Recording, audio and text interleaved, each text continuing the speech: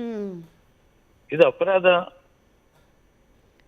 ಈಗ ಅವರು ನಿಮ್ಮ ಕುಟುಂಬದ ಬಗ್ಗೆ ಅಷ್ಟೆಲ್ಲ ಆರೋಪ ಮಾಡಿದ ಮೇಲೆ ನಿಮ್ಮಿಂದ ಸ್ಪಷ್ಟೀಕರಣ ಸಿಗಲೇಬೇಕು ಸರ್. ಈಗ ಮದುವೆ ಅಷ್ಟು ಅದ್ದೂರಿಯಾಗಾಯ್ತು, ನೀವು ಹೇಳಿದ್ರೆ ಅಷ್ಟೆಲ್ಲ ಖರ್ಚು ಮಾಡಿಕೊಂಡು ಅಷ್ಟು ಅದ್ದೂರಿಯಾಗಿ ಮದುವೆ ಮಾಡಿದ್ವಿ ಅಂತ ಹೇಳಿ, ಎಲ್ಲವೂ ಚೆನ್ನಾಗಿತ್ತಲ್ಲ ಸರ್, ಎಲ್ಲಿಂದ ಸಮಸ್ಯೆ ಆರಂಭ ಆಗಿತ್ತು, ಯಾಕೆ ಸಮಸ್ಯೆ ಆರಂಭ ಆಯಿತು ಅಂತ ಹೇಳಿ ಸರ್?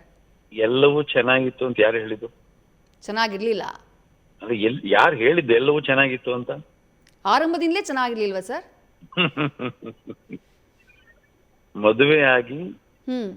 ಒಂದೇ ತಿಂಗಳಿಗೆ ಅವರ ಸಂಪರ್ಕ ಕಟ್ಟಾಗೋಯ್ತು. ನಾನು ಮಾತು ಬಿಟ್ಬಿಟ್ಟೆ.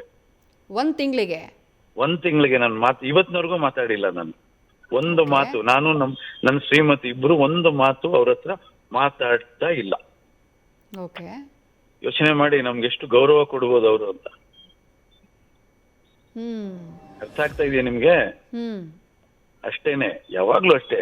ಹಿರಿಯರನ್ನ ಯಾವ ಮಕ್ಕಳು ಗೌರವ ಕೊಡ್ತಾರೆ ಅವ್ರ ಜೀವನದಲ್ಲಿ ಅವ್ರಿಗೆಲ್ಲವೂ ಸಿಗುತ್ತೆ. ಯಾವ ಮಕ್ಕಳು ದೊಡ್ಡವ್ರಿಗೆ ಬೆಲೆ ಕೊಡೋದಿಲ್ಲ, ಅವ್ರನ್ನ ಅಗೌರವಾಗಿ ನೋಡ್ಕೋತಾರೆ, ಅವ್ರ ಜೀವನದಲ್ಲಿ ಏನೂ ಸಿಕ್ಕಲ್ಲ.